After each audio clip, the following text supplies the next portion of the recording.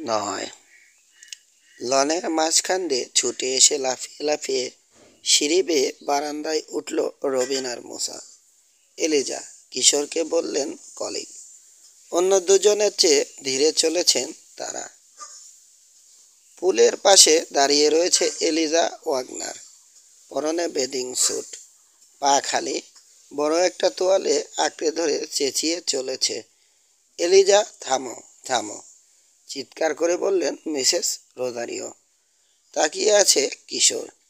কেন ওরকম করছে মেয়েটা বুঝতে পারছে না, কোনো কারণ দেখতে পাচ্ছে না, অথচ চেঁচিয়েই চলেছে এলিজা। বাড়ি থেকে বেরিয়ে দৌড়ে এলো নরিটা। এলিজার কাঁধ ধরে জোরে ঝাঁকাতে শুরু করলো। চিৎকার থামিয়ে কান্না আরম্ভ করলো এলিজা। তাকে জড়িয়ে ধরে নরম গলায় বলল নরিটা, শান্ত হন মিস ওয়াগনার, শান্ত হন, সব ঠিক হয়ে যাবে। এলিজাকে ধরে ধরে বাড়ির ভেতর নিয়ে গেল সে। তার মোলায়েম কণ্ঠ এখনো শুনতে পাচ্ছে তিন গোয়েন্দা। বোঝা যাচ্ছে সিঁড়ি দিয়ে উপরে উঠছে দুজনে। কি ব্যাপার জিজ্ঞেস করলেন কলিগ। মিসেস রোজারিও জবাব দেওয়ার আগেই লন থেকে উঠে আসা ইটের সিঁড়ির মাথায় দেখা দিলেন ডক্টর রেন। কি হয়েছে চিৎকার শুনলাম। চত্বরে বেরিয়ে এলো ব্র্যাড নিউম্যান। শান্ত রয়েছে, উদ্বেগের কোনো ছাপ নেই চেহারায়। বলল, জানোয়ারটাকে ফেলে দিয়ে এলাম। ভুরু কোঁচকালেন ডক্টর। জানোয়ার? জোরে নিঃশ্বাস ফেললেন মিসেস রোজারিও। সাঁতার কাটতে নেমেছিল এলিজা। পানি থেকে উঠে দেখে মস্ত একটা রোমশ মাকড়সা এগিয়ে যাচ্ছে তার দিকে। চোখের পলকে ওটা তার পায়ের উপর উঠে গেল। তারপর আর না চেঁচিয়ে কি পারে? আমার মনে হয় ওগুলোকেই ট্যারান্টুলা মাকড়সা বলে, ব্রাড বলল। একটা তোয়ালে দিয়ে চেপে ধরলাম ওটাকে। ময়লা ফেলার পিপেতে ফেলে দিয়ে এসেছি মেরে। মাকড়সা ধরেছি। ওই তোয়ালে আর কেউ ব্যবহার করবে না, তাই ওটাও ফেলে দিয়েছি। ভালো করেছ। মিসেস রোজারিও বললেন, ও আর কে ব্যবহার করে? ট্যারান্টুলা, বিড়বিড় করলেন রেন। চিৎকার তো করবেই এলিজা। আমি পোকামাকড় ঘাঁটি, মাকড়সা পছন্দ করি। সেই আমিও খালি পায়ের উপর ট্যারান্টুলা দেখলে আটকে উঠব। কামড়ে যে দেয়নি এই বেশি। এলিজার নিশ্চয় ধারণা, কলিগ বললেন। এটাও পরিকল্পনারই একটা অংশ। সমস্ত অঘটনকেই পরিকল্পনার অংশ মনে করে মেয়েটা। উদ্বিগ্ন মনে হলো মিসেস রোজারিওকে। অলস মস্তিষ্ক, শয়তানের আড্ডাখানা। এখানে এসে খালি বসে থাকে, কিছু করে না। ভালো আর কত লাগবে? ওরকমই হয়। আবার ওর ইউরোপে ফিরে যাওয়া উচিত। অন্তত এই বাড়ি থেকে বেরিয়ে যাওয়া উচিত কিছুদিনের জন্যে। আজ একটু শান্ত হোক দেখি। বিভারলি হিলেই পাঠিয়ে দেব। পুরনো বন্ধু বান্ধব আছে, তাদের সঙ্গে আড্ডা দেবে, বাজার সদাই করবে, আর অবশ্যই দেখা করবে ডক্টর ভিগারের সঙ্গে। ফোন করে আগেই বলে দেব ডক্টরকে, যা যা হয়েছে সবই জানা থাকা দরকার তার। চিকিৎসার সুবিধে হবে। তাহলে একমত হলেন তা হবে একমত হলেন কলিগ। অবশ্য আপনি না বললেও এলিজা বলবে। পায়ের উপর ট্যারান্টুলা উঠেছিল, আর কথা বলবে না সে? এটা হতেই পারে না। এমন ভঙ্গিতে কথাটা বললেন কিউরেটর। কিশোরের মনে হলো এলিজার কথা যেন বিশ্বাস করেন না তিনি। সে বলল, আপনি কি ভাবছেন এটাও মিস ওয়াগনারের একটা কল্পনা? তা কি করে হয়? নিউম্যান নিজের হাতে ধরে নিয়ে গিয়ে ওটাকে মেরে ফেলে রেখে এসেছে। না, কল্পনা অবশ্যই বলছি না, তাড়াতাড়ি বললেন কলিগ। তবে পরিকল্পনার অংশও নয় এটা। এটা জাস্ট একটা কাকতালীয় ঘটনা। এবার কলিগের তাকানোর পালা। কি ব্যাপার? তোমার ভাবভঙ্গিতে মনে হচ্ছে এলিজার কথায় বিশ্বাস করো তুমি? তার কাহিনী সত্য বলে মনে করো নাকি? হতেও পারে সত্য, হাতঘড়ি দেখল কিশোর। বাহ বাহ, 3টে বেজে গেছে, আমাদের যাওয়া দরকার। আবার এসো, আমন্ত্রণ জানিয়ে রাখলেন মিসেস রোজারিও। Thank you. লাঞ্চের জন্যে মিসেস ওয়াগনারকে অনেক ধন্যবাদ। তাকে জানাবেন প্লিজ, আমি তোমাদের সাথে যোগাযোগ রাখব। কথা দিলেন রেন। তারপর ওরা যখন খানিকটা সরে এলো, হাত নেড়ে বিদায় জানালেন। বিচিত্র চরিত্র সব, ঢাল বেয়ে নামতে নামতে বলল কিশোর। সবাই যেন এই বাড়ির এক ঘরের লোক, শুধু এলিজা ওয়াগনার ছাড়া। যেন সেই বাইরের লোক এসেছে, বাইরে থেকে এসেছে। সবাই তার সাথে এমন আচরণ করছে যেন সে একটা দুষ্টু মেয়ে, যেখানে এখানে জোর করে এসে ঢুকে পড়েছে। কেউ চায় না তাকে এখানে। তার সমস্ত এখানে কল্পনা করে উড়িয়ে দেওয়ার চেষ্টা করছে, ঘটনাকে কল্পনা করে উড়িয়ে দেওয়ার চেষ্টা করছে। সত্যি সত্যি যখন কাকতাড়ুয়া কিংবা ট্যারান্টুলা দেখছে, তখন ও বোঝাতে চাইছে না না, কিছু দেখেনি, দোষটা হয়তো ওরই। মুসা বলল, আমরা আসার পরই কবার পাগলামি করলো। তা করেছে। মাথা কিছুটা গরমই তার। কি মনে হয়? রবিন জিজ্ঞেস করলো। মাকড়সাটা কি পিঁপড়ের মতোই এনে ফেলে রাখা হয়েছিল এলিজাকে ভয় দেখানোর জন্যে? হয়তো, কাজ ঝাঁকালো কিশোর। ট্যারান্টুলা বা পিঁপড়ে এই অঞ্চলে আছে ঠিক, তবে যেভাবে এসে হাজির হচ্ছে এলিজার সামনে, সেটাই সন্দেহজনক। হঠাৎ থমকে দাঁড়িয়ে কান পাতল সে। ভাই একটা খসখস শব্দ শুনেছে। ক্ষেতের মধ্যে কেউ আছে, ফিসফিস করে বলল কিশোর। চলো দেখি, বলেই ক্ষেতের দিকে ছুটতে শুরু করলো মোসা। খসখস শব্দটা ধূপধাপে পরিণত হলো। ক্ষেতের গাছ ভেঙে ছুটে গেল কেউ, তার পেছনে ছুটল ছেলেরা। কিন্তু অর্ধেক পথ যাওয়ার আগেই একটা গাড়ির ইঞ্জিন স্টার্ট নিল ওয়াগনার ম্যানশনের নিচে। আরও জোরে ছুটল ওরা। বেরিয়ে এলো ক্ষেতের বাইরে, দেখলো অতি সাধারণ একটা ট্রাক গর্জন করতে করতে ছুটে চলেছে চাপারাল ক্যানিয়নের দিকে। দূর, হতাশ ভঙ্গিতে হাত নাড়ল মোসা। লাইসেন্স নম্বরটা পড়ার চেষ্টা করছে রবিন, কিন্তু এত জোরে ছুটেছে ট্রাকটা, পেছনে ধুলোর ঝড় উঠেছে, নম্বর পড়া গেল না। জটিল হচ্ছে রহস্য। হাঁপাতে হাঁপাতে বলল কিশোর। পরিশ্রম আর উত্তেজনায় মুখ লাল হয়ে গেছে তার, জল করছে চোখের তারা। বোধহয় আনন্দে। আগের ধাঁধাগুলোর সঙ্গে আরেক মাত্রা যোগ হলো। আমি প্রায় সিদ্ধান্ত নিয়ে ফেলেছিলাম ওয়াগনার ম্যানশনেরই কেউ এইসব রহস্যের হোতা, কিন্তু এখন মনে হচ্ছে বাইরের কেউ আছে। এখানকার ঘটনাগুলোর ব্যাপারে আগ্রহী। কাকতাড়ুয়াকেই তাড়া করলাম নাকি? রবিনের প্রশ্ন। জানি না, তবে লোকটার আচরণ বেশ সন্দেহজনক। আমাদের দেখে দৌড় দিল কেন? এমনিই হয়তো এসেছিল, মোসা বলল। এরকম একটা জায়গায় ক্ষেত দেখে কৌতূহল হওয়ায় ঢুকেছিল। আমাদের দেখে ঘাবড়ে গেছে মনে হয় না। ওয়াগনারদের সীমানার পাশে পুরানো কাঠের বাড়িটার দিকে তাকালো কিশোর। সামনের উঠোনে লতা আর ঝোপের জঙ্গল হয়ে গেছে। ড্রাইভওয়েতে কাঠের খুঁটিতে লাগানো রয়েছে একটা বোর্ড, তাতে লেখা রয়েছে ফর সেল, অর্থাৎ বিক্রি হইবে নোটিশ। রং মলিন হয়ে এসেছে। ট্রাকটা নিশ্চয় ওখানে পার করা ছিল। বাড়িটার ড্রাইভওয়ে দেখিয়ে বলল কিশোর। নিচের রাস্তাটা বেশি সরু, একটা ট্রাক দাঁড় করিয়ে রাখলে গাড়ি চলাচলের অসুবিধে হয়, কাজেই ওখানে রাখেনি ট্রাকটা। ক্ষেতের বেড়া ডিঙিয়ে বাড়িটার দিকে রওনা হলো কিশোর। অন্য দুজন অনুসরণ করলো তাকে। যা আন্দাজ করেছিল কিশোর ঠিকই, ড্রাইভওয়েতে পড়ে রয়েছে পোড়া তেল। মুখ তুলে ওয়াগনার ম্যানশনের দিকে তাকালো সে। এখানে থাকলে ইউক্যালিপটাস গাছগুলো দৃষ্টিপথে পুরোপুরি বাধার সৃষ্টি করে না, আংশিক দেখা যায় ম্যানশনটা, তবে গাছগুলো না দিলেও গোলাঘরটা বাধা দেয় এখন, তাও অবশ্য আংশিক। ওয়াগনার ম্যানশনের উপর চোখ রাখতে হলে আনমনে বলল সে, হয় আরও কাছে যেতে হবে, আমাদের অচেনা বন্ধুটি যেমন গেছে, নয়তো আরও উপরে উঠতে হবে। পুরনো বাড়িটার উপরতলায় খোলা জানালা দেখিয়ে রবিন বলল, ওখান থেকে। হ্যাঁ।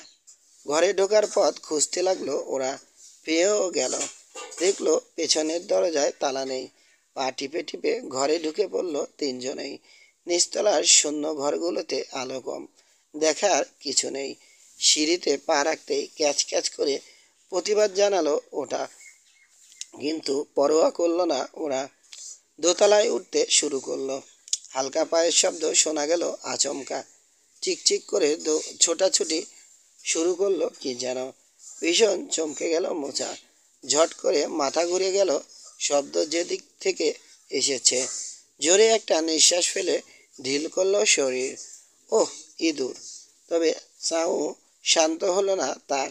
ভূত ভেবেছিল প্রথমে।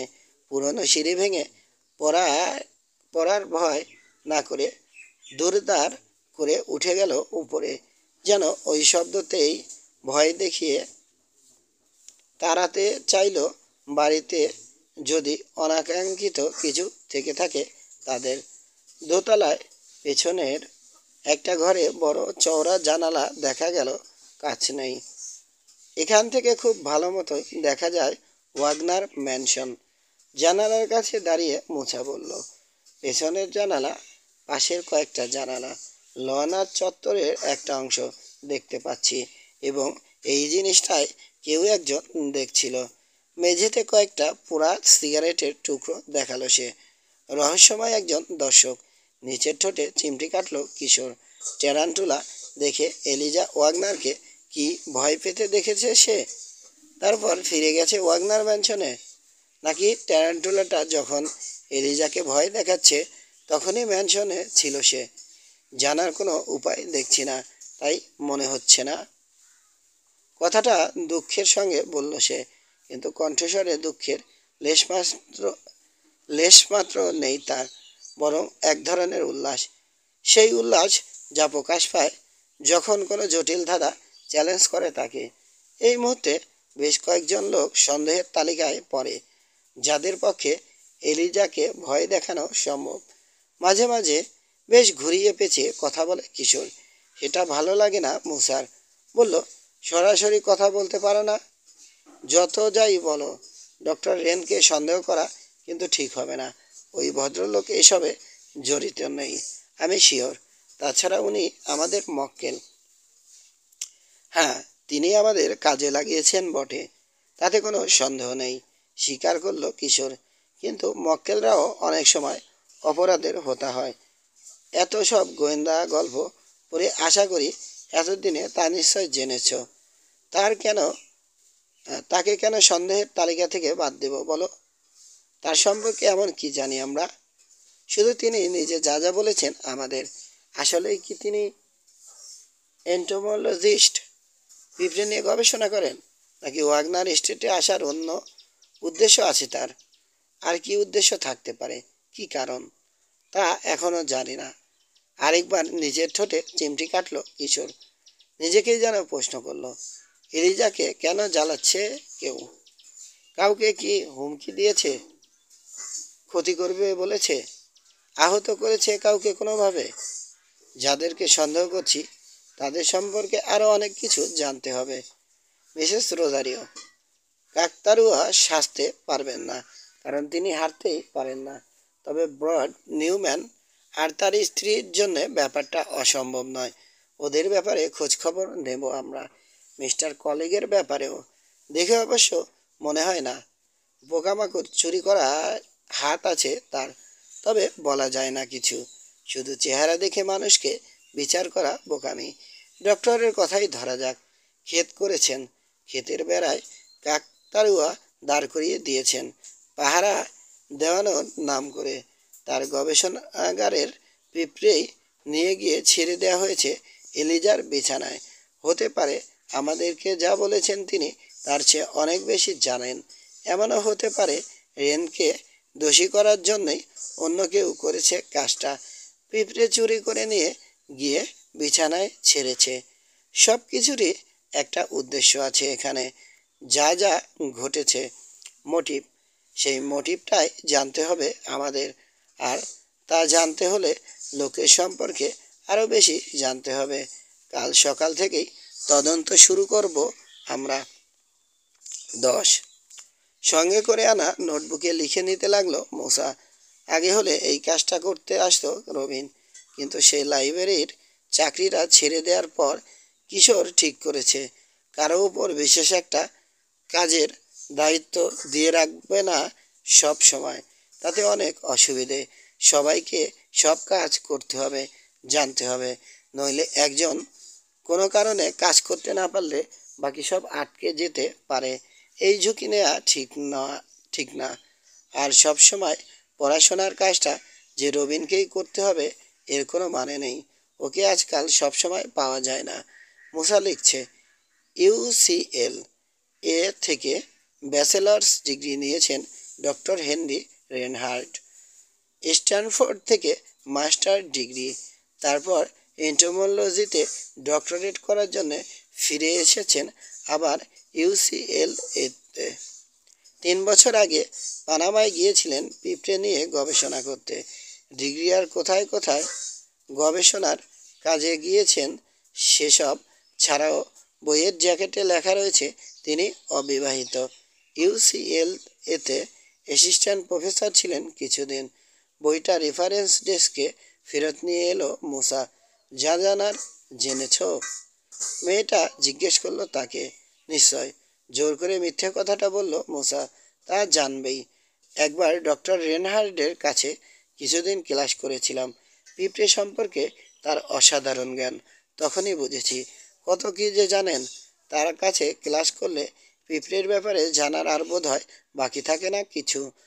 পোকা মানব যে বলে ওকে ভুল বলে না। কে বলে? তার ছাত্রেরা বুঝি? হেসে উঠল মেয়েটা।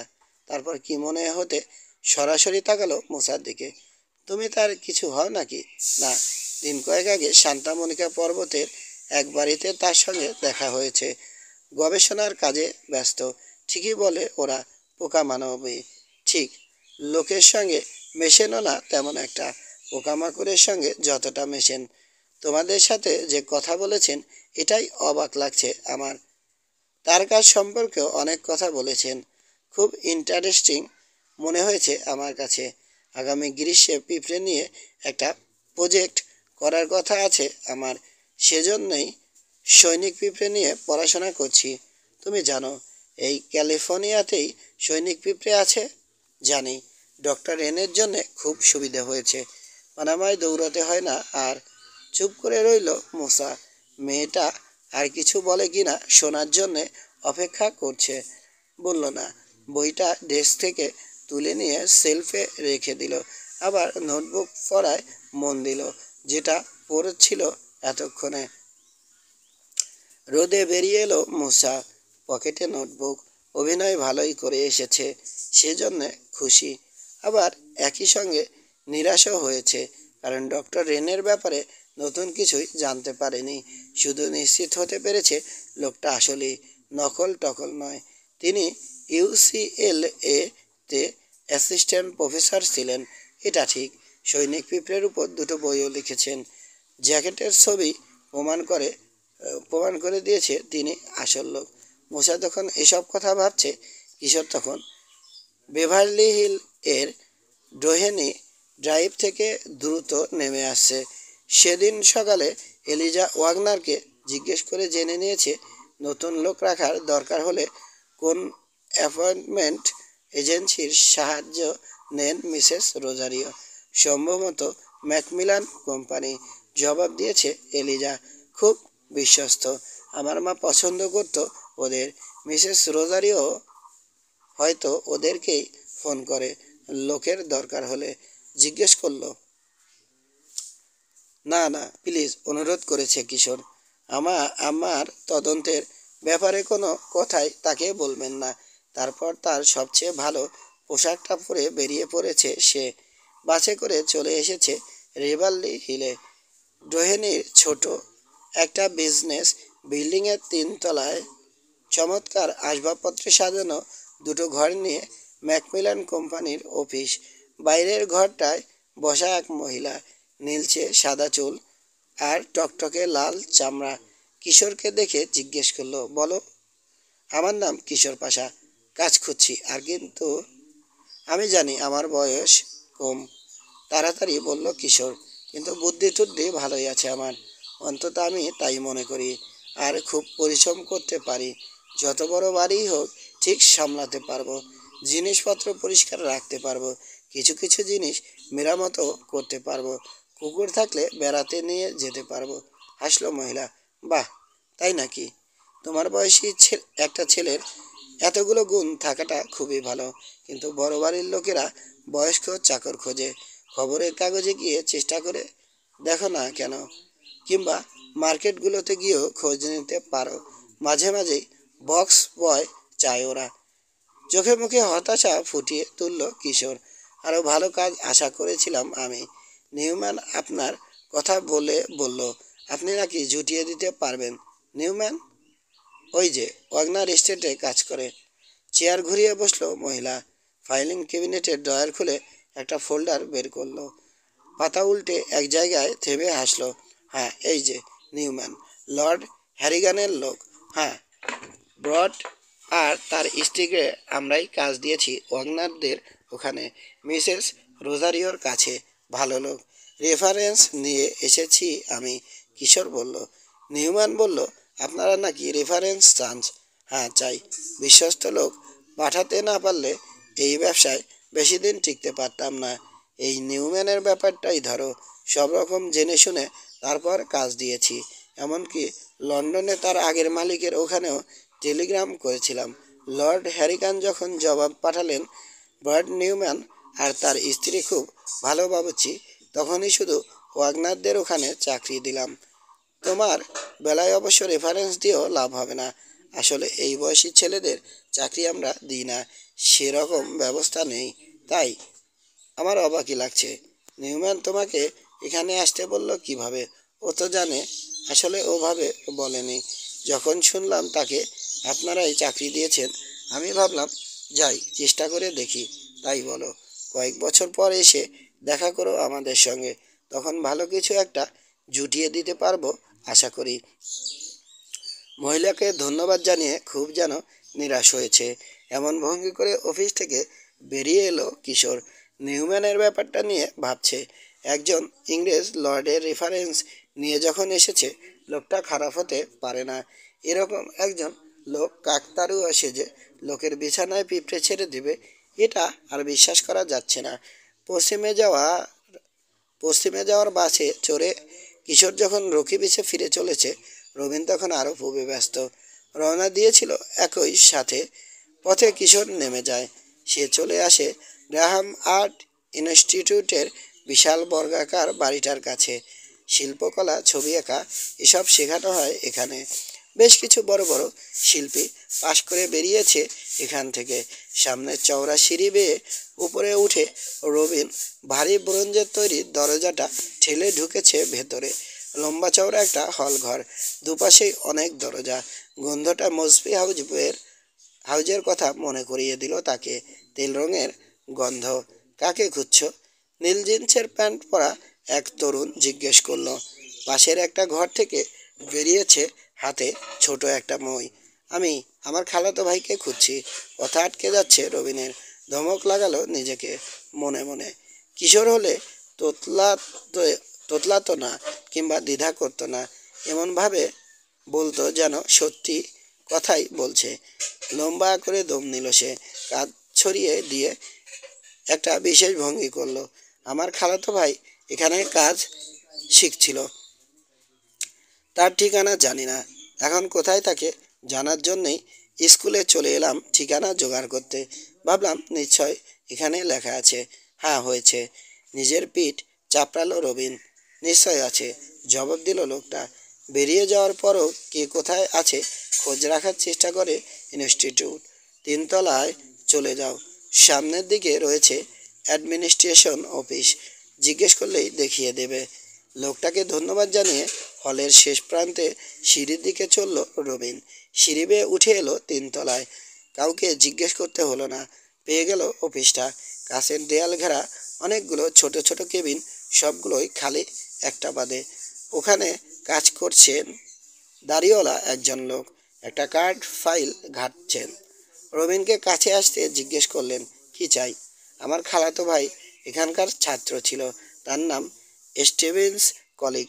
লস অ্যাঞ্জেলসে বেড়াতে এসেছি আমি। মা বলে দিয়েছিল ভাইয়ের সঙ্গে দেখা করে যেতে, কিন্তু তার বর্তমান ঠিকানা জানি না, টেলিফোন বুকেও নাম নেই। ভাবলাম এখানে এলে পেতে পারি। কলিগ না? হ্যাঁ, আমারই ছাত্র ছিল, মসবি মিউজিয়ামের কিউরেটর এখন। এমন ভাব করে রইল রবিন যেন মসবি মিউজিয়ামের নামই শোনেনি। মুখ তুললেন শিক্ষক। রকিবিজ ছাড়িয়ে কিছু দূর গিয়ে পাহাড়ের মধ্যে ঢুকলেই পেয়ে যাবে মসবি মিউজিয়াম। ফোনেও পেতে পারো স্টিভেন্সকে। মিউজিয়ামটাকে খুব ভালোবাসে সে, নিজের জিনিসের মতো। তার সাথে গিয়ে ইচ্ছে করলে মিউজিয়ামও দেখে আসতে পারো। পুরনো মাস্টারদের আঁকা ভালো লাগে তাদের? ভালো লাগে তোমার? ছবির কথা বলছেন? হ্যাঁ, রেমব্রান্ত, ভ্যান ডাইক, ভার্মিয়ারের মতো আর্টিস্টদের আঁকা ছবি বোঝাই করে রেখেছে মসবি মিউজিয়াম। তাই নাকি? ভালোই মনে হচ্ছে। কিউরেটর খুব দামি লোক, তাই না? মানে বোনপো এরকম একটা পোস্টে কাজ করছে শুনলে খুশি হবে মা। কেমন এক ধরনের শূন্য দৃষ্টি ফুটল দাড়িওয়ালা মানুষটির চোখে। দামি? তা অবশ্য বলতে পারো। বেশ সিকিউরড পজিশন, নিরাপদেই আছে। এ কথা শুনে যদি খুশি হতে পারেন তোমার মা হবেন। নিরাপদ টিরাপদ শুনলে কি আর কেউ খুশি হয়? খুশি হয় ভালো কাজ করছে শুনলে। ভালো কাজ বলতে অনেক কিছুই বোঝায়। সামান্য ধার ফুটল শিক্ষকের কথায়। নির্ভর করে অনেক কিছুর উপর। শিল্পীদের দৃষ্টিভঙ্গি সাধারণ 8-10 জনের চেয়ে আলাদা হয় অনেক সময়, তবে সেটাও নির্ভর করে শিল্পীর মানসিকতার উপর। কতটা আলাদা কি করে বোঝাই? আমার কথাই ধরো, আমি ভাবছি স্টিভেন্স তার প্রতিভার অপচয় করছে। অন্যের জিনিস মেরামত আর পাহারা দেয়ার চেয়ে নিজে কিছু আঁকা উচিত ছিল তার। চেষ্টা করলে ভালো পারতো, আমি শিওর। তার হয়তো ধারণা নিরাপদে থাকাটাই বড় কথা। তাকে বলো আমি বলেছি, তার নিজের কিছু করার চেষ্টা করা উচিত। আমার নাম হাওয়ার্ড ডাবলিন। তোমার ভাই শুনবে বলে মনে হয় না। আগেও বহুবার বলেছি, শোনেনি। তবু একটা প্রতিভাকে নষ্ট হতে দেখলে খারাপ লাগে, সেজন্যই বলা। যদি মানসিকতার পরিবর্তন হয়। বলতে বলেছেন বলছেন? আচ্ছা, আসলে আমি তাকে চিনি না, দেখিনি কখনো। আমার মায়ের দুঃসম্পর্কের বোনের ছেলে, হয়তো আমাকেও খুব একটা পাত্তা দেবে না। মিউজিয়াম নাও দেখাতে পারে। আপনি তো তাকে চেনেন, স্বভাব টভাব কেমন? মানুষের সাথে ভালো ব্যবহার করে? সরি ইয়াং ম্যান, বেশি কথা বলে ঘাবড়ে দিয়েছি তোমাকে। ছবি আঁকবে না, পাহারা দেবে, সেটা নিয়ে তার সঙ্গে মতের অমিল রয়েছে আমার, কিন্তু তাই বলে লোক সে খারাপ নয়। সহজেই আন্তরিক হয়ে যেতে পারে। অবশ্যই ভালো ব্যবহার করবে তোমার সাথে। হয়তো একদিনের ছুটি নিয়ে তোমাকে ডিজনিল্যান্ড কিংবা ম্যাজিক মাউন্টেনও দেখাতে নিয়ে যেতে পারে। ওর দোষটা হলো ও সাংঘাতিক নকলবাজ। আসল কিছু করতেই তার যত অনীহা। যে কোনো ছবি নকল করে ফেলতে পারে। পেইন্টিংয়ে এক্সপার্ট না হলে দেখে বুঝতেই পারবে না ওটা আসল না নকল। জানো নিশ্চয়। এক মুহূর্ত থামলেন ডাবলিন, তারপর বললেন, ও না, তুমি জানবে কি করে? তুমি তো স্টিভেন্সকে চেনো না। আমার কথায় কান দিও না। আমি একজন পুরনো আদর্শবাদী। কে শুনবে আমার কথা? আধুনিক শিল্পীদের চিন্তাভাবনার সঙ্গে আমার মিলবে না। ওরা নতুন কিছু দেয়ার চেয়ে নিরাপদে থাকতেই বেশি পছন্দ করে। স্বভাব বদলাতে পারি না, তাই এখনও ছাত্রদেরকে জাগবে। হাসলেন তিনি। যাও, স্টিভেন্সকে ফোন করো। ওর সাথে দেখা হলে বলো সময় করে যেন আমার সাথে এসে দেখা করে। বলবো স্যার। ঘুরতে যাবে রবিন? এই সময় ডাবলিন বললেন, খালাতো ভাই বললে না? আশ্চর্য, স্টিভেন্সের কোনো আত্মীয় আছে বলেই শুনিনি। ওই সম্পর্কে কোনো আলোচনা করেনি কারো সঙ্গে। একা একা থাকে, নিজের মতো করে হাসল রবিন। সব মানুষেরই আত্মীয় থাকে, কাছের না হোক দূরের, তা ঠিক। এখনো কারখানায় মানুষ তৈরি শুরু হয়নি তো, তাই শিশু জন্ম দিতে বাবা মায়ের দরকার হয়, আর হলেই আত্মীয়ের প্রশ্ন আসে। আত্মীয় থাকতেই হবে। যাক, যাও, ফোন করো। লস অ্যাঞ্জেলস খুব ভালো জায়গা, অনেক কিছু দেখার আছে, দেখো। আর হ্যাঁ, স্টিভেন্সকে বলতে ভুলো না কিন্তু, আমার সঙ্গে যেন দেখা করে। ওকে কিছু ধমক ধামক দিতে হবে এবার। বলবো স্যার, অনেক ধন্যবাদ আপনাকে। সিঁড়ি বেয়ে নেমে এসে বড় দরজাটা দিয়ে বাইরে বেরোলো রবিন। একটা বাস দেখা যাচ্ছে, দৌড় দিল সেটা ধরার জন্যে। উঠে জানালার কাছে বসলো। উপকূল থেকে অনেক দূরে চলে এসেছে, যেতে সময় লাগবে। যা যা জেনেছে খতিয়ে দেখতে লাগলো মনে মনে। জেনেছে কলিগের প্রতিভা আছে, নিজেকে স্বয়ংসম্পূর্ণ মনে করে, একা একা থাকতে পছন্দ করে, ছবি এঁকে সুনাম কামানোর চেয়ে নিরাপদে নিশ্চিন্তে থাকাটাকে প্রাধান্য দেয়।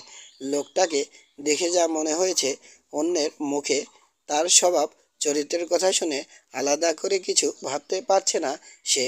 ডাবলিনের কথা শুনে বোঝা গেছে দক্ষ কিউরেটর হওয়ার সমস্ত গুণাগুণ রয়েছে স্টিভেন্সের। জোরে একটা নিঃশ্বাস ফেলল রবিন। তদন্ত তো করলো, কিন্তু সন্দেহজনক কিছুই বের হলো না। কিশোর আর মোচা কি কিছু করতে পারলো? না পেরে থাকলে নতুনভাবে তদন্ত চালাতে হবে, অন্য কিছু করতে হবে। যেভাবেই হোক ধরতে হবে ওই কাকতাড়ুয়াকে। 11। কি বলতে চাও তুমি? আমার ব্যাপারে খোঁজ খবর করেছো? রেগে গেলেন ডক্টর রেন। সাহস তো কম না। যা যা বলার আমিই তো তোমাকে বলেছি, তারপর আবার কেন? রাগ করবেন না স্যার, শান্ত কণ্ঠে বলল কিশোর। আমরা গোয়েন্দা, তদন্ত শেষ করার আগে পুরোপুরি বিশ্বাস কাউকেই করতে পারি না। এলিজা ওয়াগনারকে হেনস্থা করার ব্যাপারে যাকে যাকে সন্দেহ করেছি, সবার ব্যাপারে খোঁজখবর নিচ্ছি। কাউকে খাতির করে বাদ দিলে তদন্ত হয় না। আপনি নিশ্চয়ই বুঝতে পারছেন। সন্ধ্যা হয়ে গেছে। বিকেলটা আলোচনা করে কাটিয়েছে তিন গোয়েন্দা। খেয়ে দিয়ে চলে এসেছে ওয়াগনার এস্টেটে মক্কেলের সঙ্গে কথা বলার জন্যে। ল্যাবরেটরিতে দেখা হয়ে গেছে রেনের সঙ্গে। ইউসিএল এতে গিয়ে যে খোঁজখবর নিয়েছে সে কথা বলে দিয়েছে মুসা।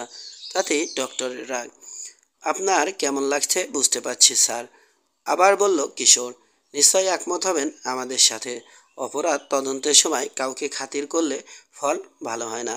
তদন্ত করে যা বুঝলাম, এই স্টেটে আছে এমন কারোরই এলিজাকে বিরক্ত করার পেছনে কোনো মোটিভ নেই। কাজেই অন্য জায়গায় খুঁজতে হবে আমাদের। এই নিষ্ঠুরতা কে করছে এবং কেন, তার কোনো যুক্তি খুঁজে পাচ্ছি না, কিন্তু করে চলেছে। দীর্ঘশ্বাস ফেললেন রেন। মহিলার মাথায় বুদ্ধিশুদ্ধি একটু কম, অস্থির স্বভাব, মানুষের সঙ্গে খারাপ আচরণ করে। তবে আমি কিছুতেই বিশ্বাস করব না ইচ্ছে করে কারো কোনো ক্ষতি কখনো করেছে। ইচ্ছে না করেও তো করে থাকতে পারে। আপনিই বলেছেন কয়েকবার বিয়ে ঠিক হয়েছে তার, প্রতিবারেই ভেঙে দিয়েছে। এত এতে হয়তো রেগে গেছে কেউ, কষ্ট পেয়েছে। মিসেস রোজারিও তো অন্য কথা বলেন, কাউকে নাকি কষ্ট দিতে পারে না এলিজা, নিজেই কষ্ট পায়, তাই? হ্যাঁ, মিসেস রোজারিও এই ইঙ্গিতও দিয়েছেন। এলিজার কিছু কিছু পানিপ্রার্থীকে নাকি পছন্দ হয়নি তার ভাইয়ের, টাকা খাইয়ে বিদায় করেছেন। ওরা লোক ভালো না, টাকার লোভেই এলিজাকে বিয়ে করতে চেয়েছিল। ফলে তাদের খসাতে বেগ পেতে হয়নি মিস্টার ওয়াগনারের। আর আমার ধারণা তাদের অনেকেই বিরক্ত হয়ে গিয়েছিল কনের উপরই, তার খামখেয়ালিপূর্ণ আচরণে। মাথা ঝাঁকালো কিশোর। এখন কোথায় আছে? রেভারলি হিলে, তবে বেশিক্ষণ থাকবে না। কাল রাতে মাথা ঠান্ডা হওয়ার পর নিজেকে বুঝিয়েছে কোনো খারাপ উদ্দেশ্যে মাকড়সাটা তার পা বেয়ে ওঠেনি। মিসেস রোজারিও তাকে বুঝিয়ে শুনিয়ে রাজি করেছিলেন কয়েকদিন রেভারলি হিলে গিয়ে থাকার জন্যে। আজ বিকেলে কিছু কফি চেয়ে আনতে গিয়েছিলাম ওয়াগনার ম্যানশনে, মিসেস রোজারিও বললেন। পুরনো একজন বয়ফ্রেন্ডের সঙ্গে নাকি দেখা হয়ে গেছে এলিজার রেভাল্লি উইলশায়ার হোটেলে। তাতে এত অস্বস্তিতে পড়ে গেছে এলিজা, মিসেস রোজারিওকে ফোন করে বলেছে আজ রাতে ফিরে আসবে। তাকে বোঝানোর চেষ্টা করেছেন মিসেস রোজারিও অন্য হোটেলে গিয়ে থাকার জন্যে, কিন্তু রাজি হয়নি এলিজা। গো ধরেছে চলে আসবেই। রেনের কথা শেষ হয়েও সারলেন না। একটা চিৎকার শোনা গেল, ওই যে এসে গেছে বলেই দরজার দিকে দৌড় দিল মুসা। তার পেছনে ছুটল কিশোর আর রবিন। রাগে বিড়বিড় করে কিছু বলতে বলতে ওদের পিছু নিলেন রেন। অন্ধকার হয়ে এসেছে, চিৎকারটা চলছেই। আগের চেয়ে অনেক বেশি আতঙ্কিত হয়েছে যেন এলিজা। না, চিৎকার করে বলল সে, না না প্লিজ না। হঠাৎ থেমে গেল চিৎকার, ফোঁপাতে শুরু করলো এলিজা। তারপর ভয়াবহ একটা রূপকথার কল্পিত দানর মতো তিন গোয়েন্দার প্রায় গায়ের উপর এসে পড়ল কাকতাড়ুয়াটা। চত্বরের আলো জ্বেলে দেয়া হয়েছে, সেই আলোয় কাকতাড়ুয়ার মুখের একাংশ দেখতে পেল ওরা। হাসছে ওটা, বাতিল ফেলে দেয়া চট দিয়ে তৈরি হয়েছে মুখটা, দড়ি দিয়ে বেঁধে আটকে দেয়া হয়েছে ঘাড়ের সঙ্গে, কালো রঙে তিনকোনা করে আঁকা হয়েছে চোখ, মাথায় বসানো কালো হ্যাট। শস্য ক্ষেতের বেড়ার উপরে যে কাকতাড়ুয়াটা বসানো হয়েছে ওটার মতোই পুরানো কর্ডুর এর জ্যাকেট পরেছে এটাও। খড় বেরিয়ে রয়েছে হাতার ভেতর থেকে। রেনা তিন গোয়েন্দাকে দেখে মুহূর্তের জন্যে থমকে দাঁড়ালো ওটা। আঁতকে উঠলেন ডক্টর। কাকতাড়ুয়ার হাতে একটা খড় কাটার বাঁকা কাস্তে। খবরদার, চেঁচিয়ে উঠল মুসা। নিচু খলখলে হাসির সঙ্গে সঙ্গে কাস্তেটা তুলে ধরল কাকতাড়ুয়া। সাই করে বাতাসে কোপ মারল একবার এপাশ থেকে ওপাশে, তারপর ধেয়ে এলো তিন গোয়েন্দার দিকে। দস্তানা পরা হাতে কোপ মারার ভঙ্গিতে তুলে ধরে রেখেছে কাস্তেটা। সামনে রয়েছে রবিন। চেঁচিয়ে উঠে ঝাঁপ দিয়ে পড়ল একপাশে, কাস্তের সামনে থেকে সরে গেল। দৌড় দিতে গিয়ে কিসে পা বেঁধে পড়ে গেল কিশোর। কোপ থেকে বাঁচানোর জন্যে হাত নিয়ে গেছে ঘাড়ের উপর। স্তব্ধ হয়ে গেছে যেন মুসা, নড়ার শক্তিও নেই। তারপর কাস্তেটা যখন প্রায় চোখের সামনে চলে এসেছে তখন সচল হলো, ডাইভ দিয়ে পড়ল একপাশে। কাউকেই কোপ মারল না কাকতাড়ুয়া। পালানোর সুযোগ পেয়ে একটা মুহূর্ত দ্বিধা না করে ছুটে গেল ঢাল বেয়ে। সামনে পড়েছিলেন রেন, তিনিও লাফিয়ে সরে গেছেন। ইউক্যালিপটাসের ঝাড়ের ভেতর দিয়ে কাকতাড়ুয়ার ছুটে যাওয়ার শব্দ শোনা গেল। তারপর নীরবতা। মুসা সবার আগে কথা বলল রবিন, তুমি ঠিক আছো? আস্তে করে উঠে বসে কপাল ডলতে লাগলো মুসা। আছি, কোপ টোপ লাগেনি। সাই সাই করে যেভাবে ঘোরালো। রেন বললেন, কোপ লাগলে মুন্ডু আলাদা হয়ে যেত। মুসা কিছু বলতে যাচ্ছিল, তাকে থামিয়ে দিয়ে কিশোর বলল, এই শোনো। উপর দিকে তাকালো সে। গো গো করছে এলিজা। ছোট জানোয়ার আহত হলে যেরকম করে অনেকটা সেরকম শব্দ। ওয়াগনার হাউসের সামনে আলো জ্বলছে। নিউম্যান আর মিসেস রোজারিওর কথা শোনা যাচ্ছে। সবাই মিলে শান্ত করার চেষ্টা করছে এলিজাকে। রওনা হলো তিন গোয়েন্দা। ওরা যখন পৌঁছলো এলিজাকে, তখন সিঁড়ি দিয়ে উঠতে সাহায্য করছে ব্রাড। তার পেছনে হলে বসে রয়েছে মিসেস রোজারিও, উদ্বিগ্ন। ড্রাইভওয়েতে দাঁড়িয়ে রয়েছে এলিজার কনভার্টিবল গাড়িটা। ড্রাইভারের পাশের দরজাটা খোলা, ওটার হাতে কাস্তে ছিল। ফোঁপাতে ফোঁপাতে বলল এলিজা, ঠিক গ্রিম রিপারের মতো। আমার মাথা কেটে ফেলতে চেয়েছিল। আরে না না, তা করবে কেন? বোঝানোর চেষ্টা করলো ব্রড। করেছে। একে একে সিঁড়ি বেয়ে উঠল কিশোর, মুসা, রবিন। কাস্তে ছিল। কিশোর বলল, আমরাও দেখেছি। অনেক হয়েছে, যথেষ্ট হয়েছে, বলে উঠল নিউম্যানের স্ত্রী নরিটা। বাড়ির পাশ থেকে যেন ছিটকে বেরিয়েছে। দম নিচ্ছে জোরে জোরে, কাত হয়ে আছে টুপিটা। এত বড় সব হট্টগোল, এবার আমি পুলিশকে ডাকবই। থামো তো, ধমক দিলেন মিসেস রোজারিও। না ডাকাই দরকার। ছেলেদের পেছনে উঠে এসেছেন রেন। এবার আর হেসে উড়িয়ে দিতে পারবে না পুলিশ, ব্যবস্থা একটা করবে। আমারও তাই মনে হয়, নরিটা বলল। এলিজার কাছে গিয়ে হাত ধরে তাকে নিয়ে চলল লিভিং রুমের দিকে। আসুন মিস, ভালো এক কাপ চা বানিয়ে দেব, শান্ত হন। আর আপনাকেই বা বলবো কি, আমার সামনে পড়লে আমিও ওরকম চেঁচাতাম।